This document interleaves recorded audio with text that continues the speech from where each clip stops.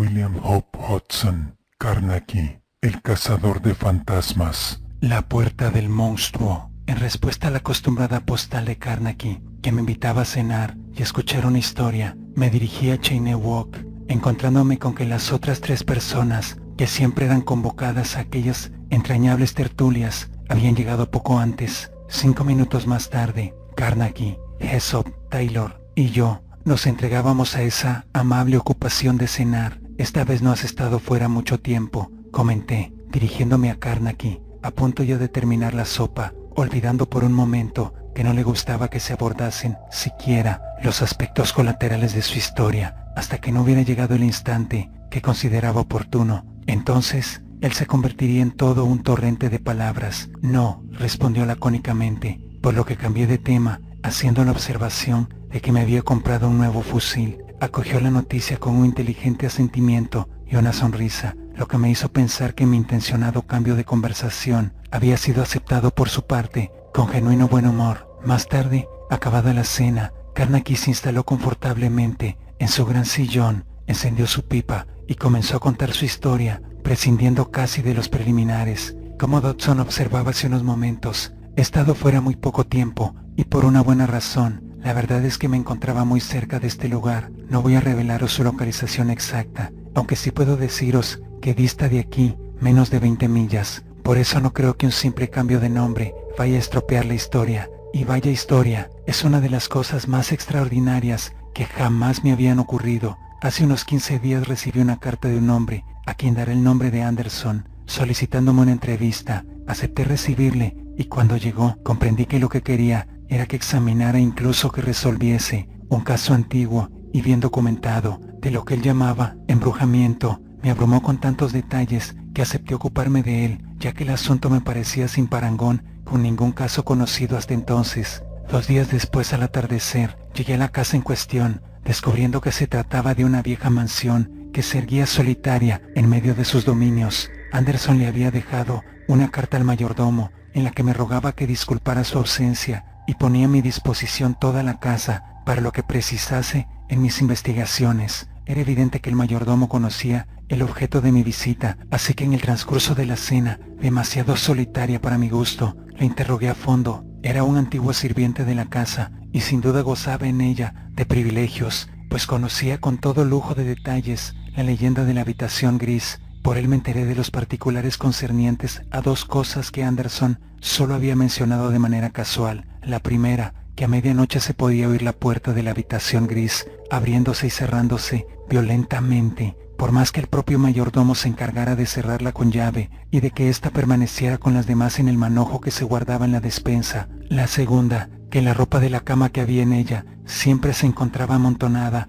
en uno de los rincones de la habitación, pero era el batir de la puerta lo que más alteraba al viejo mayordomo. En más de una ocasión, según me confesó, había permanecido despierto, escuchándola y temblando de miedo, pues había momentos en que la puerta no dejaba de abrirse y de cerrarse. Plam, plam, plam, de suerte que resultaba imposible dormir. Yo sabía, gracias a Anderson, que la habitación tenía una historia que se remontaba a más de 150 años. En ella habían sido estranguladas 3 personas, uno de sus antepasados, su esposa y el hijo de ambos. La historia era auténtica, ya que yo había puesto especial empeño en comprobarla. Así pues, y con la convicción de que me disponía a investigar un caso excepcional, como os podéis imaginar, después de cenar subí al piso de arriba para echar un vistazo a la habitación gris. Peters, el mayordomo, quiso ponerse en su puesto al enterarse de mi proyecto y me aseguró que en los 20 años que llevaba de servicio, nadie había entrado en aquella habitación después de anochecer. Me rogó, casi de modo paternal, que esperase hasta el día siguiente, cuando no hubiera peligro y él pudiera acompañarme. Como es lógico, le dije que no se preocupase. Comenté que solo iba a echar un vistazo y a poner 5 o 6 precintos. No debía temer nada, ya que yo estaba muy acostumbrado a este tipo de cosas, pero mientras le hablaba, no hacía más que mover la cabeza. No hay muchos fantasmas como los nuestros, señor, me aseguró, con lúgubre orgullo, y por Júpiter que estaba en lo cierto. Como veréis, cogí un par de velas y Peters me siguió con su manojo de llaves. Abrió la cerradura, pero no quiso seguirme al interior de la estancia. Estaba visiblemente aterrado y me suplicó una vez más que dejara mi investigación hasta que fuese de día. Por supuesto que me reí de él y le dije que se podía poner al otro lado de la puerta y capturar a quien saliese por ella. Eso no sale nunca, señor, precisó, con su divertida y arcaica manera de hablar. En cierto modo intentaba prepararme por si me asaltaba el miedo, pero en aquel momento, como habréis podido comprender, el asustado era él, y allí se quedó, mientras yo procedía a examinar la habitación. Era amplia, muy bien surtida de muebles de estilo, entre los que destacaba la descomunal cama imperial que apoyaba su cabecera en la pared del fondo. Sobre la repisa de la chimenea había 2 palmatorias y otras 2 en cada una de las 3 mesas de la habitación. Las encendí todas, con lo que la pieza me pareció menos lúgubre y deshabitada, aunque no olía cerrado, lo que implica que alguien se ocupaba de su mantenimiento. Después de haber echado un buen vistazo al lugar, precinté las ventanas con cera y cinta de cometa, lo mismo que los cuadros, las paredes, la chimenea y las hornacinas de las paredes. Mientras hacía mi trabajo, el mayordomo se mantuvo al otro lado de la puerta y no pude convencerle de que entrara, aunque me chaceara de vez en cuando de él. Mientras entre idas y venidas iba fijando las cintas y él no paraba de repetirme una y otra vez: sé que el Señor me perdonará, pero me agradaría que abandonara la habitación. Temo ciertamente por el Señor. Le contesté que no me esperase, pero él se comportó noblemente, tal y como creía que era su obligación. Me dijo que no podía irse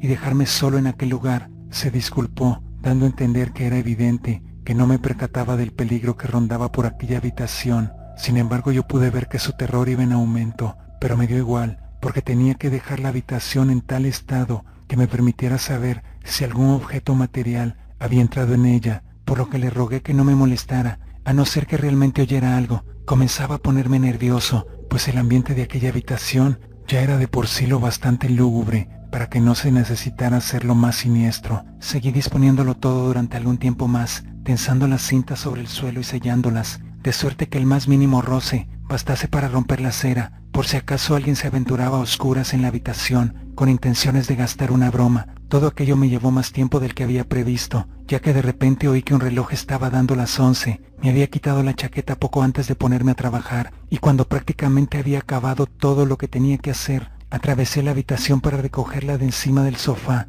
donde la había dejado. En el preciso momento en que me la estaba poniendo, llegó hasta mí la voz chillona y despavorida del viejo mayordomo, quien no había dicho una palabra durante la última hora. «Deprisa, salga, señor, va a ocurrir algo. Por Júpiter». Creo que di un salto. Entonces una de las velas de la mesa, situada a la izquierda de la cama, se apagó. No podría decir si por el viento o por cualquier otra causa. Lo único que sé es que en ese instante estaba tan asustado que eché a correr hacia la puerta. Sin embargo, tengo el placer de deciros que me detuve antes de llegar a ella. Me resultaba imposible huir de una manera tan vergonzosa, con el mayordomo esperándome fuera, después de haberle largado el típico discurso de «ánimo, hay que ser valiente». Así pues, volví sobre mis pasos, cogí las 2 palmatorias que había en la repisa de la chimenea y atravesé la habitación, pasando al lado de la cama, y la verdad, no vi nada. Apagué la vela, que aún seguía encendida, y las restantes de las otras 2 mesas. Al otro lado de la puerta, el viejo repitió nuevamente: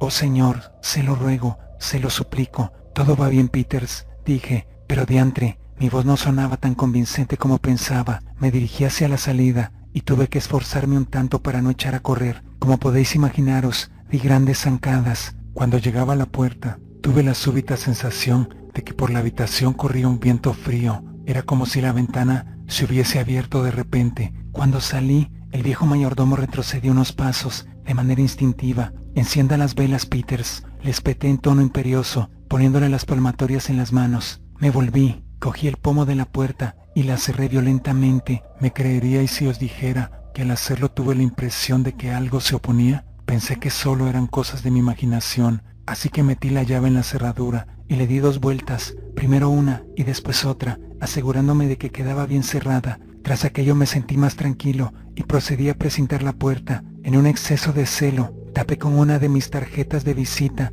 el ojo de la cerradura y lo precinté. A continuación me guardé la llave en un bolsillo y bajé por la escalera, acompañado de Peters, quien nervioso y en silencio abría la marcha. Pobre diablo, hasta aquel momento no me había dado cuenta de que en las últimas 2 o 3 horas se había visto sometido a una considerable tensión. Al filo de la medianoche me fui a la cama. Mi habitación estaba al final del corredor, donde se encontraba la habitación gris. Conté las puertas que me separaban de ella y vi que eran 5. Estoy seguro de que comprenderéis que no me importó. En el preciso momento en que comenzaba a desvestirme, se me ocurrió una idea. Cogí la vela y la cera de sellar y comencé a precintar las puertas de las 5 habitaciones. Si en mitad de la noche alguna comenzaba a abrirse y cerrarse de golpe, sabría con exactitud cuál era. Volví a mi habitación, eché la llave y me metí en la cama. Un gran estruendo que venía de algún lugar del corredor me sacó de un profundo sueño. Me senté en la cama y aguzé el oído, pero no capté nada. Encendí la vela y en aquel mismo instante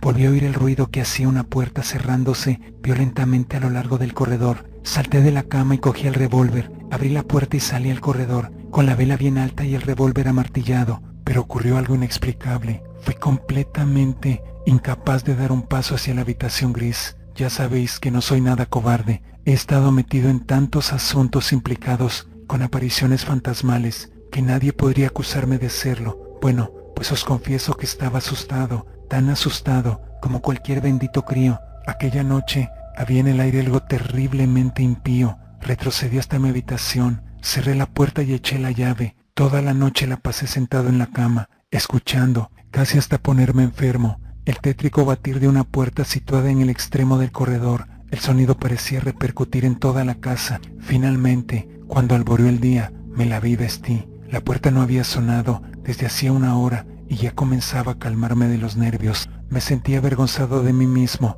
cosa que en cierto modo era una sandez, ya que cuando uno se mete en ese tipo de asuntos, hay ocasiones en las que los nervios acaban por abandonarle, y lo único que se puede hacer es quedarse sentado en silencio, llamándose cobarde, hasta que uno se encuentra a salvo con la llegada del nuevo día. Pero quiero creer que hay ocasiones en que se trata de algo más que de mera cobardía. Pienso en esas ocasiones, hay algo que nos avisa y lucha por nosotros, pero me da igual, porque indefectiblemente, siempre que ocurre me siento mal e incómodo conmigo mismo. Cuando fue plenamente de día, abrí la puerta y con el revólver en la mano, avancé despacio a lo largo del pasillo. Al llegar al rellano vi subir por la escalera al viejo mayordomo, que me traía una taza de café. Se había puesto los pantalones debajo de la camisa de dormir y calzaba un par de viejas zapatillas de paño. «Hola, Peters», dije, sintiéndome repentinamente animado, pues estaba igual de contento que un niño perdido que acaba de encontrar a un ser humano. «¿A dónde va con ese refrigerio?». El anciano se sobresaltó y vertió un poco de café.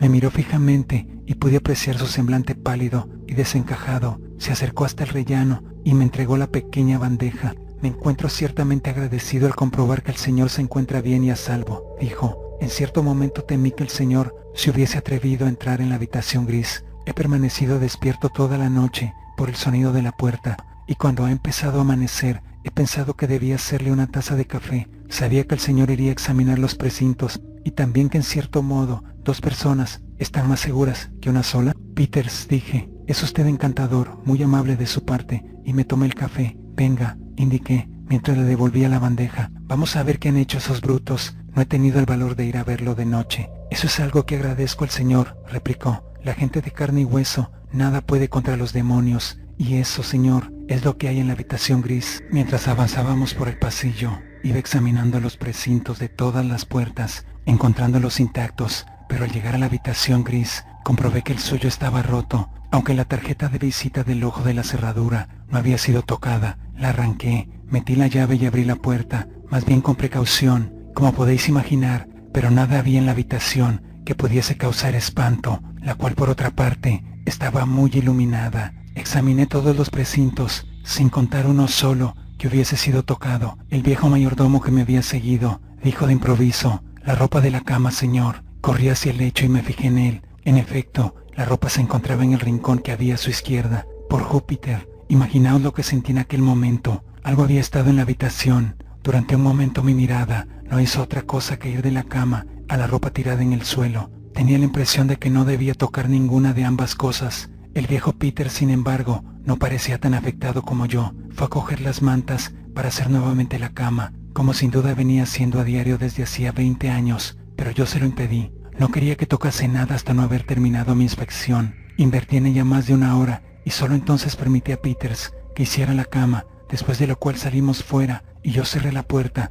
pues la habitación me estaba haciendo perder los nervios. Di un corto paseo y almorcé a continuación, tras lo cual me sentí más dueño de mí. Volví a la habitación gris y con ayuda de Peters y de una doncella, la vacié de todo su contenido, cuadros incluidos, no dejando más que la cama. Examiné las paredes el piso y el techo, con ayuda de una sonda, un martillo y una lente de aumento, sin encontrar nada anormal. Puedo aseguraros que comencé a creer que alguna cosa increíble había acampado por sus respetos en aquella habitación durante la pasada noche. Coloqué nuevamente precintos a discreción y salí echando la llave y precintando la puerta como hiciera anteriormente. Aquella noche después de cenar, Peters y yo desembalamos parte del material que había llevado conmigo, mientras instalaba mi cámara y su flash frente a la puerta de la habitación gris, de la que partía un hilo que iba hasta su disipador. Como veis, si de veras la puerta se abría, el fogonazo del flash la iluminaría, y quizá la mañana siguiente podríamos examinar una curiosa fotografía. Lo último que hice antes de salir fue quitar la tapa que protegía el objetivo, tras lo cual me fui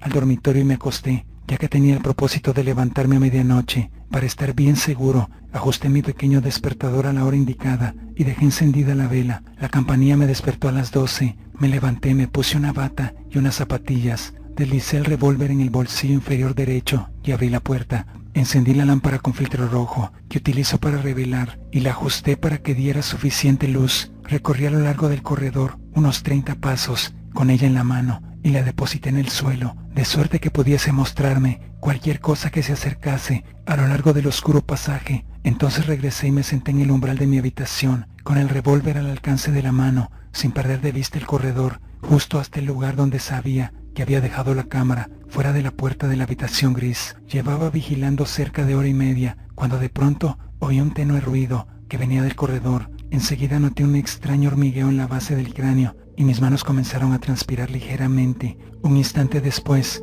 el tramo final del pasillo se iluminaba con un resplandor imprevisto. Después de aquello regresaron las tinieblas y yo escruté nerviosamente el extremo del corredor, aguzando ansiosamente el oído, en un afán de distinguir lo que se encontraba más allá del tenue y rojo resplandor de mi linterna, que entonces me pareció ridículamente débil en comparación con el tremendo fogonazo del flash. Y en aquel momento, mientras estaba inclinado hacia adelante, mirando fijamente y escuchando, llegó hasta mí el demoledor estruendo de la puerta de la habitación gris. El sonido parecía llenar por completo el largo corredor y suscitar cavernosos ecos en toda la casa. Os diré que me sentí fatal, como si no tuviese más que agua en las venas, sencillamente terrible. Por Júpiter, como me quedé mientras escrutaba las tinieblas e intentaba oír algo, y entonces volvió. Plam, plam, plam. Y de nuevo se hizo el silencio, que era mucho peor que el ruido de la puerta, pues yo me imaginaba que alguna brutal entidad se deslizaba furtivamente hacia mí a lo largo del corredor. De pronto se me apagó la linterna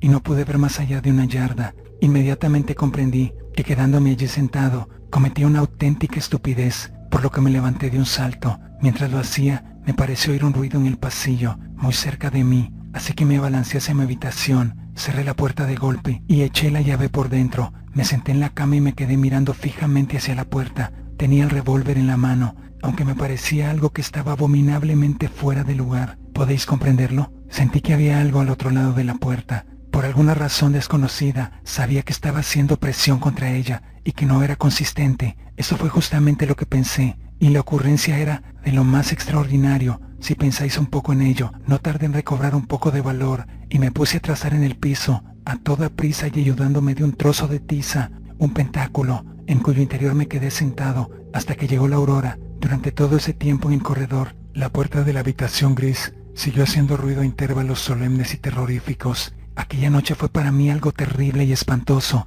A medida que fue despuntando el día, el batir de la puerta decayó en intensidad. Al fin, haciendo acopio de valor, avancé por el corredor bañado en la penumbra y tapé el objetivo de la cámara. Y os diré que me costó bastante decidirme, pero si no lo hubiera hecho, la fotografía se habría estropeado, y eso era algo que quería evitar a toda costa. Volví a mi habitación, y lo primero que hice fue borrar la estrella de 5 puntas, dentro de la cual me había sentado. Media hora más tarde, llamaban discretamente a la puerta. Era Peters con mi café. Después de tomármelo, fuimos a ver la habitación gris. A medida que avanzaba por el pasillo, iba fijándome en los precintos de las demás puertas, que se hallaban intactos. El de la habitación gris estaba roto, lo mismo que el hilo que iba a dar al disipador del flash, pero la tarjeta de visita, que tapaba el ojo de la cerradura, seguía en su sitio. La arranqué y abrí la puerta, no observando nada fuera de lo corriente, hasta que no nos acercamos a la cama. Entonces vimos, como el día anterior, que la ropa de la cama había sido quitada y tirada en el rincón de la izquierda,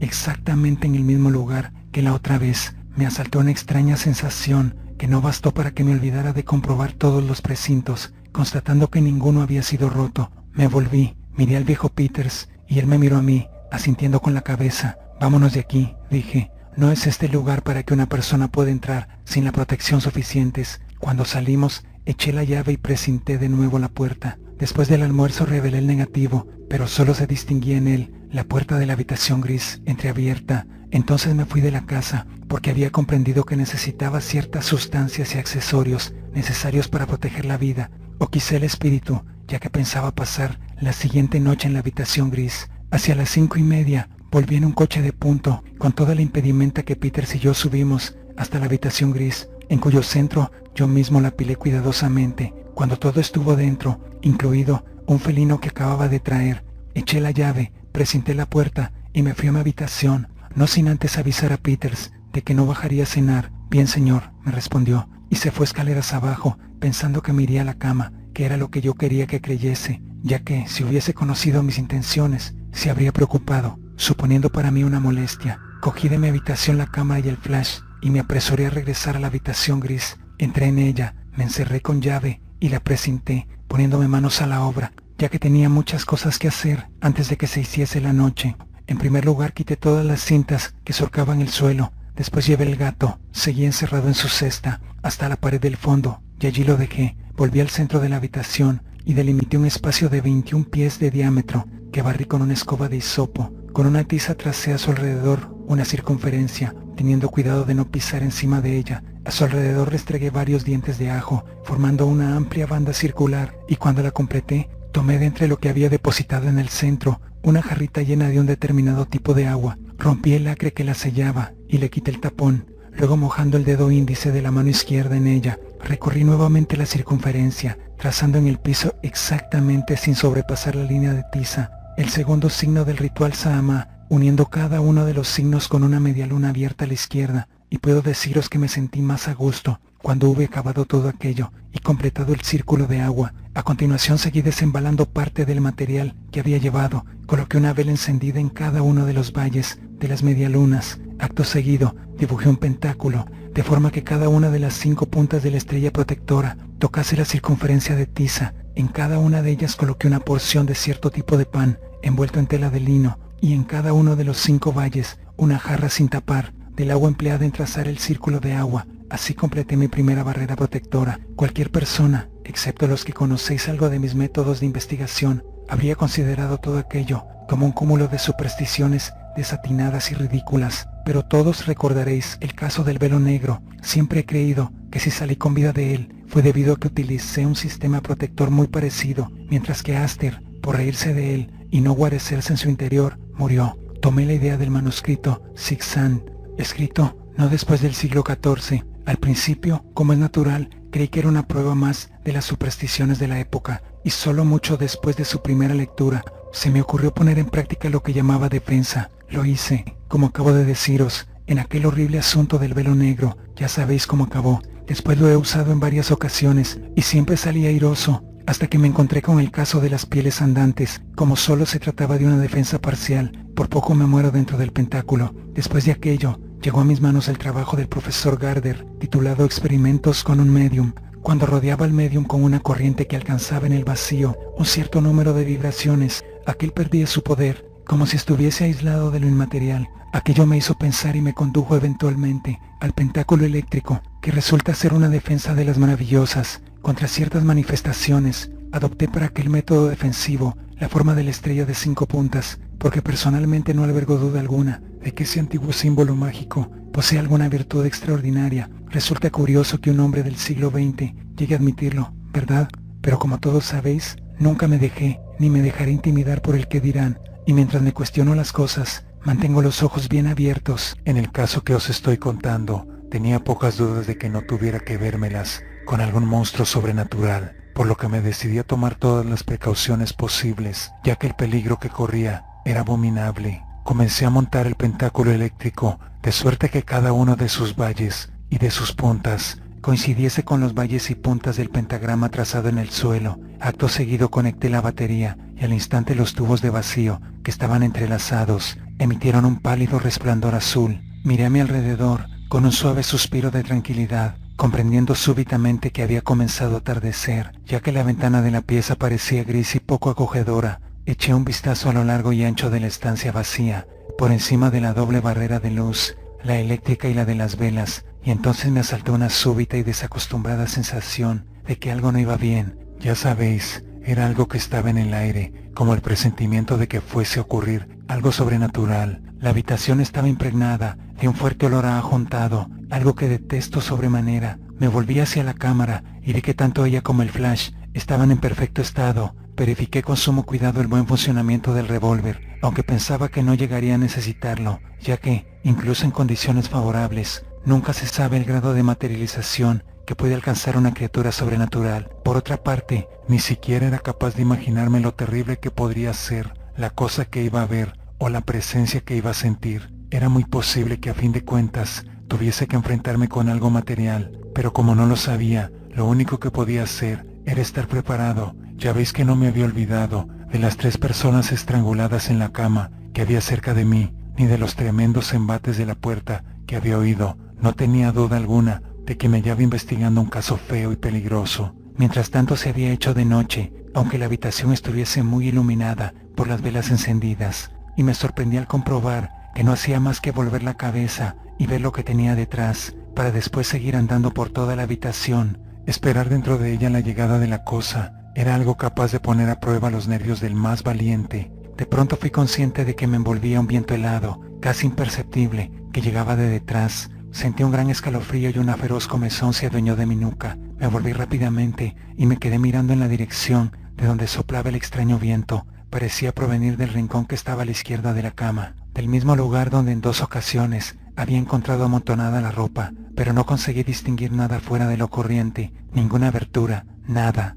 De repente me di cuenta que las velas comenzaban a parpadear bajo aquel viento innatural. Me quedé petrificado y estuve mirándolas, terriblemente espantado, durante varios minutos. Sería incapaz de describiros lo horriblemente a disgusto que me sentía mientras permanecía sentado bajo aquel viento gélido y corrupto. Y entonces las velas de la barrera extrema se apagaron y me encontré en una habitación bajo llave y precinta, sin más luz que el débil resplandor a su lado del pentáculo eléctrico. Pasó cierto tiempo de abominable tensión, durante el cual no dejó de soplar aquel viento. Entonces observé que algo se movía en el rincón a la izquierda de la cama. Era consciente de ello gracias a algún sentido oculto e inusual, más que por la vista o el oído, pues el resplandor pálido y de corto alcance del pentáculo daba una luz demasiado pobre para distinguirlo. Así que mientras la miraba fijamente, aquella cosa comenzó a crecer lentamente. Era una sombra que se movía, un poco más oscura que las sombras que la rodeaban. Perdí la cosa entre la penumbra y durante unos instantes no hice más que mirar de un lado a otro,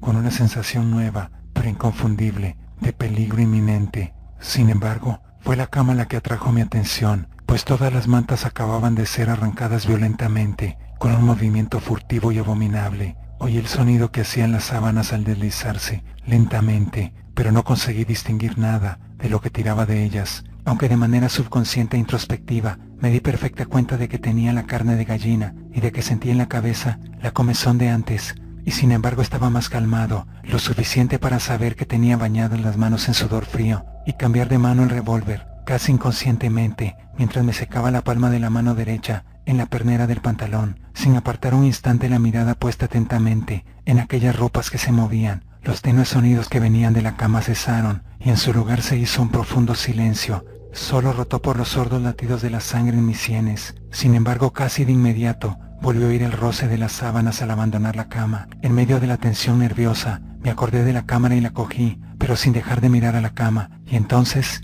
atended, de repente toda la ropa de cama fue arrancada con extraordinaria violencia y pude escuchar el ruido apagado que hacía al chocar contra el rincón. Hubo unos momentos de absoluto silencio, quizá un par de minutos, en los que, como podréis imaginaros, me sentí fatal. Era tanto el salvajismo con que habían sido arrancadas aquellas ropas. Otra vez se había producido aquel fenómeno sobrenatural, aunque en aquella ocasión, ante mis ojos, de repente a la altura de la puerta, oí un ligero ruido, una especie de crujido, seguido de un repiqueteo en el piso. Fui presa de un gran escalofrío que me recorrió toda la nuca y la espina dorsal, pues el sello que precintaba la puerta acababa de romperse. Allí había algo, no podía ver la puerta. Quiero decir que me resultaba imposible separar lo que veía de lo que me imaginaba. Solo veía la puerta, como una prolongación de las paredes pintadas de gris. En aquel momento me pareció que algo sombrío e indiferenciado se movía y agitaba sobre ellas. Entre las sombras, comprobé que se estaba abriendo la puerta. Haciendo un esfuerzo considerable cogí la cámara, pero antes de que pudiera apuntar con ella, la puerta se cerró con un terrible golpetazo que retumbó en la habitación como si fuese un trueno. Me sobresalté como un niño asustado. Parecía como si detrás de aquel ruido hubiese un tremendo poder, como si se hubiese desencadenado una tremenda fuerza. ¿Comprendéis lo que quiero decir? La puerta no volvió a sonar, pero poco después oí crujir la cesta donde estaba el gato. Un escalofrío me recorrió el espinazo. Comprendí que iba a saber definitivamente si aquello era letal o no. El gato emitió un terrible maullido que cesó abruptamente, y entonces, demasiado tarde, apreté el disparador de la cámara. A la luz de aquel gran resplandor, observé que la cesta había sido volcada, su tapa arrancada, y el gato tenía medio cuerpo dentro y el otro medio fuera, en el piso. No vi más, pero lo poco que había visto me bastaba para saber que me encontraba en presencia de un ser que poseía la capacidad de destruir. Durante los 2 o 3 minutos siguientes, se hizo un extraño, inusitado silencio en la habitación. Como comprenderéis, seguía medio deslumbrado por el flash, de modo que todo lo que se encontraba más allá de la luminosidad del pentáculo me parecía sumido en una tiniebla, más negra que la pez. La situación era de lo más terrible. No podía hacer otra cosa que permanecer dentro de la estrella y girar alrededor de mis rodillas, intentando ver si la cosa se me acercaba. Gradualmente fui recobrando la vista, lo que me sirvió de cierto consuelo. De repente, cerca del círculo de agua, distinguí la cosa que estaba buscando. Era grande, de contornos imprecisos, y oscilaba de una manera extraña, como si fuese la sombra de una enorme araña suspendida en el aire. Justo al otro lado de la barrera, dio rápidamente una vuelta alrededor del círculo, y me pareció que intentaba venir a mi encuentro, pero lo único que consiguió fue retroceder con movimientos extraordinariamente convulsivos, como hubiera hecho una persona tras tocar la rejilla caliente de un horno. Se movió dando vueltas y más vueltas, lo mismo que yo. Entonces, justo enfrente de uno de los valles del pentáculo, pareció detenerse,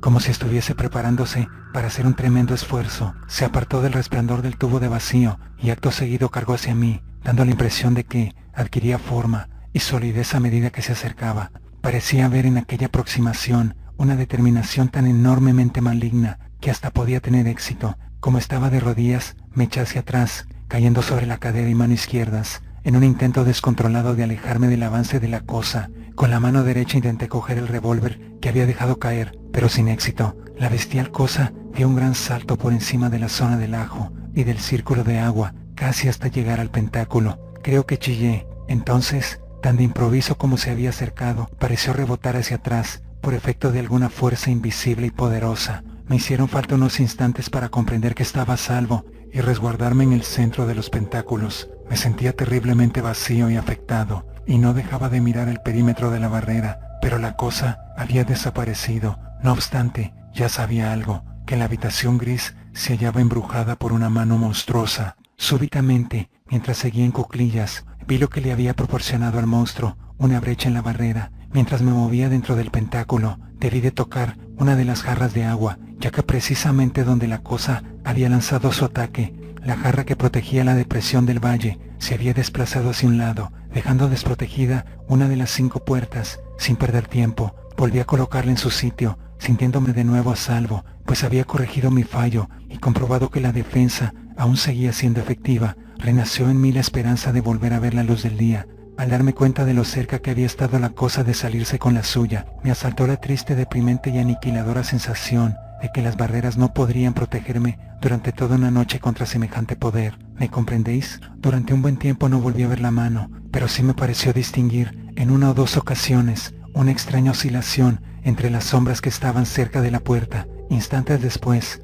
como resultado de un acceso de maléfica rabia, el cadáver del gato, con un sonido blando y desagradable, fue a estrellarse contra el piso. En aquellos momentos me sentí como extraño. 1 minuto más tarde, la puerta se abrió y cerró 2 veces, con tremenda fuerza. Al instante la cosa se lanzó sobre mí desde las sombras, rápida y traicionera como un dardo. Instintivamente me eché a un lado y aparté una mano del pentáculo eléctrico, donde la había dejado, en un momento de funesta negligencia. El monstruo fue violentamente repelido de la proximidad de los pentáculos, aunque debido a mi inconcebible estupidez, había podido franquear por segunda vez las barreras exteriores. Estuve temblando durante unos instantes, lleno de miedo. Me puse de nuevo en el centro de los pentáculos y me senté en cuclillas, intentando avoltar lo menos posible. Mientras lo hacía comencé a recapacitar vagamente en los dos accidentes que por poco permiten a la bestia caer sobre mí. No habría sido influenciado de manera inconsciente para realizar aquellas acciones que habrían podido poner en peligro mi vida.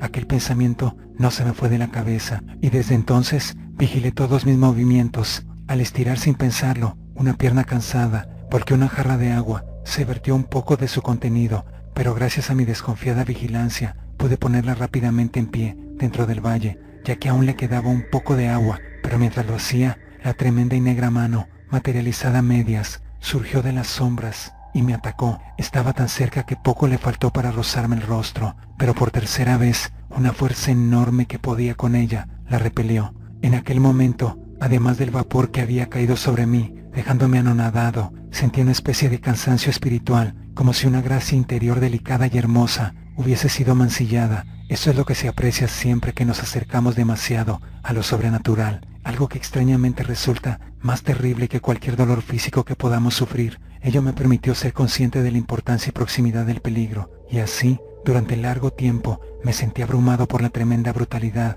que aquella fuerza ejercía sobre mi espíritu. No puedo explicarlo de otra manera. Una vez más, me arrodillé en el centro de los pentáculos, estando tan pendiente de mí como del monstruo, pues no ignoraba que si no me guardaba de cualquier impulso súbito que me asaltase, podría estar labrando mi propia destrucción. ¿Os dais cuenta de lo terrible que era todo aquello? Pasé el resto de la noche en una atmósfera de espanto enfermizo, tan tenso que no podía hacer con naturalidad ningún movimiento. Tenía un miedo atroz de que cualquier deseo de moverme me fuese sugerido por la influencia que sabía que estaba actuando sobre mí. Fuera de la barrera, aquella cosa espectral seguía dando vueltas y más vueltas, intentando atraparme una y otra vez en el aire que me rodeaba. El cadáver del gato fue maltratado en 2 ocasiones. En la segunda, oí cómo se le rompían con un crujido todos los huesos, y durante todo el tiempo, el horrible viento siguió soplando hacia mí, desde el rincón que estaba a la izquierda de la cama. Entonces, cuando llegó el cielo del primer toque de la aurora, el sobrenatural viento cesó en un instante, y ya no pude ver indicio alguno de la mano. El amanecer llegó lentamente, hasta que su desvaída luz llenó la habitación, haciendo que el pálido resplandor del pentáculo eléctrico pareciera aún más irreal. Pero hasta que no fue plenamente de día, no hice esfuerzo alguno por aventurarme fuera de la barrera, pues no ignoraba que en el brusco cesar de aquel viento podría haber algún estratagema para traerme fuera de los pentáculos. Finalmente, ya era muy de día y brillaba el sol. Eché un último vistazo a mi alrededor y corrí hacia la puerta. Con las prisas y la agitación, ya me iba sin cerrarla con llave. Le eché a toda prisa y me fui a mi habitación, donde me tumbé en la cama, cuando en un intento de calmar mis nervios, al poco tiempo se presentó Peters con el café, y cuando me lo hube tomado, le dije que tenía sueño, porque había estado levantado toda la noche. Cogió la bandeja y se fue tranquilamente, tras lo cual cerré la puerta con llave. Me acosté y acabé por dormirme. Me desperté a mediodía y después de tomar algo me fui a la habitación gris. Desconecté el pentáculo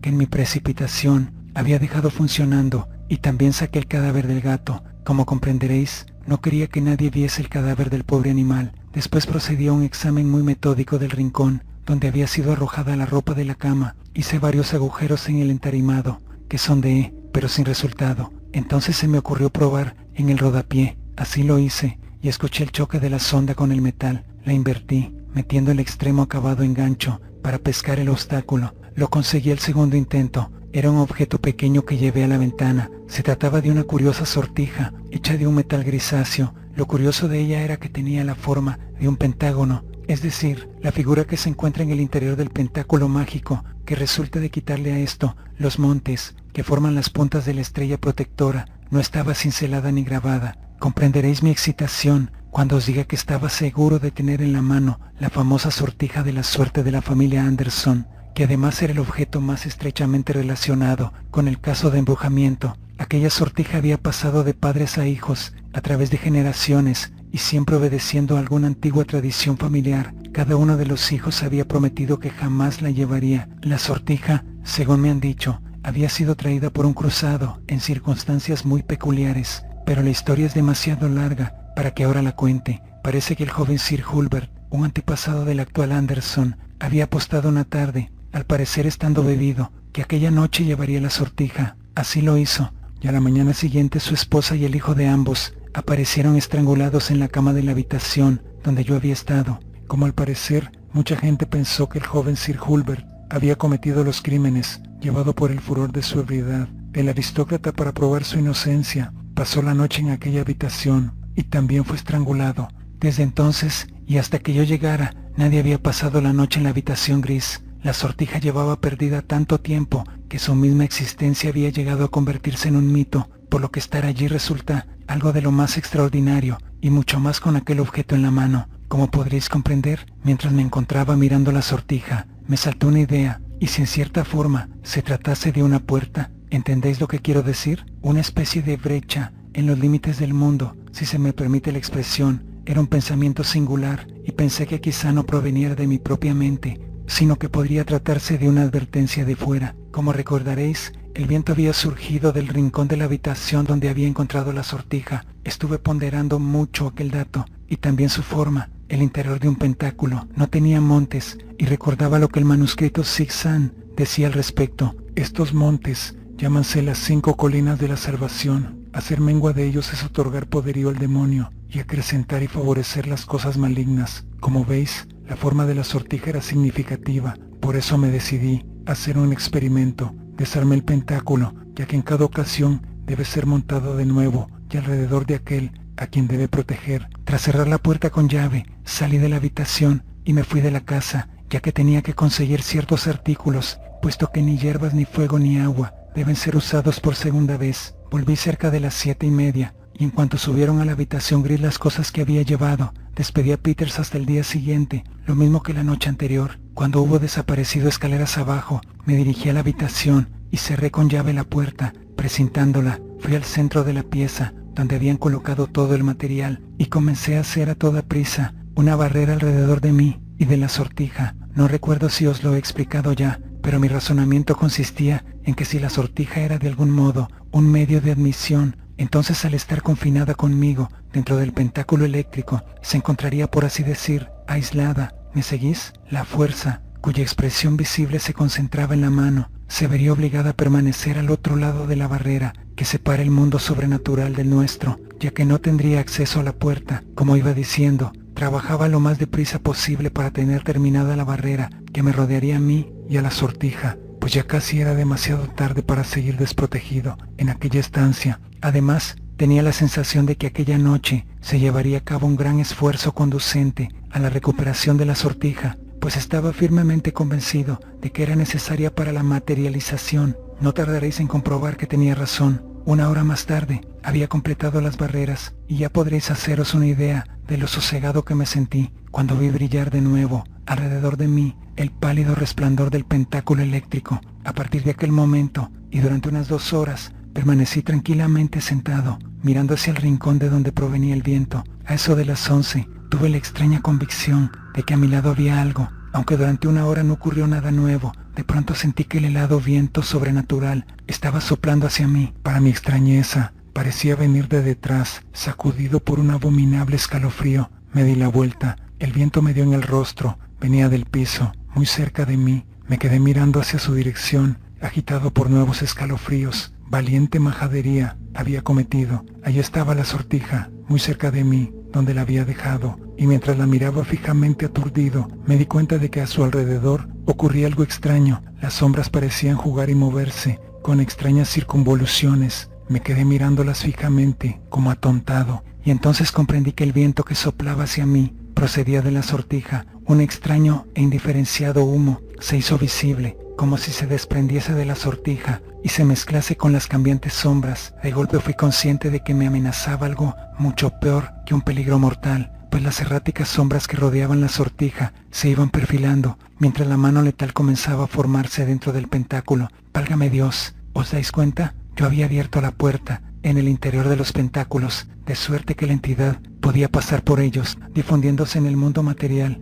como el gas que circula por una cañería. Creo que me quedé en cuclillas durante un instante, presa de un horrorizado estupor. Entonces, en un gesto loco y desmañado, cogí la sortija con intención de arrojarla fuera del pentáculo, pero se me escapó de la mano, como si una cosa invisible y viva la moviese de un lado para otro. Finalmente me hice con ella, pero en el mismo instante algo me la arrancó de los dedos con una fuerza increíble y brutal. Una gran sombra negra la cubrió, irguiéndose en el aire y dirigiéndose hacia mí. Era la mano enorme y casi completamente formada. Lancé un alarido enloquecido y salté por encima del pentáculo y del círculo de velas encendidas, corriendo desesperadamente hacia la puerta. Peleé, desmañada y estúpidamente con la llave, sin dejar de mirar fijamente a las barreras. Con un miedo rayano en la locura, la mano se abalanzaba sobre mí, pero del mismo modo que no había podido penetrar dentro del pentáculo, mientras la sortija permanecía fuera de él. Ahora que estaba dentro, no podía franquearlo.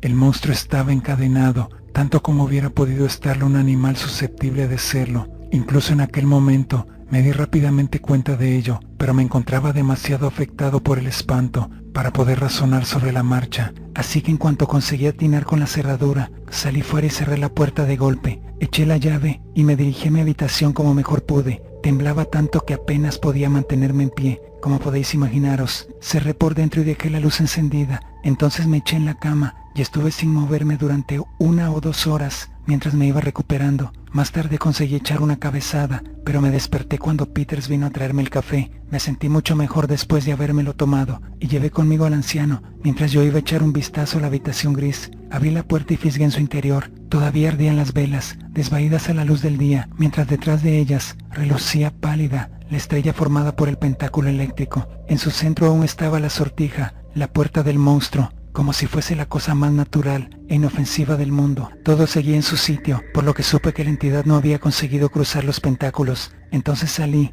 y eché la llave a la puerta. Después de otro sueño de unas pocas horas, abandoné la casa, volviendo al comienzo de la tarde, en un coche de punto. Traía conmigo un soplete oxídrico y sus 2 cilindros de gas. Llevé aquellas cosas hasta la habitación gris, y allí, en el centro del pentáculo eléctrico, monté un pequeño horno. 5 minutos más tarde, la sortija de la suerte, antaño la suerte, pero más tarde la maldición de la familia Anderson, no era más que una pequeña gota de metal fundido. Carnacki hurgó en uno de sus bolsillos y sacó un envoltorio de papel de seda. Me lo pasó, lo abrí y encontré una pequeña bola de metal grisáceo que parecía de plomo, solo que más duro y bastante más brillante. Bueno, dije, al fin, después de haberla examinado y de pasarla a los presentes. ¿Y así acabó con el embrujamiento? Carnacki asintió con la cabeza. En efecto, dijo, antes de irme, dormí 3 veces seguidas en la habitación gris. El viejo Peters por poco se desmaya cuando le conté lo que iba a hacer, pero después de la tercera noche, pareció darse cuenta de que la mansión había vuelto a ser tan segura como una casa normal, aunque casi os diría que en su fuero interno preferiría la de antes. Carnacki se levantó y comenzó a estrecharnos la mano. Fuera todo el mundo, dijo con buen humor, y nos dirigimos a nuestras respectivas casas, meditando mientras caminábamos.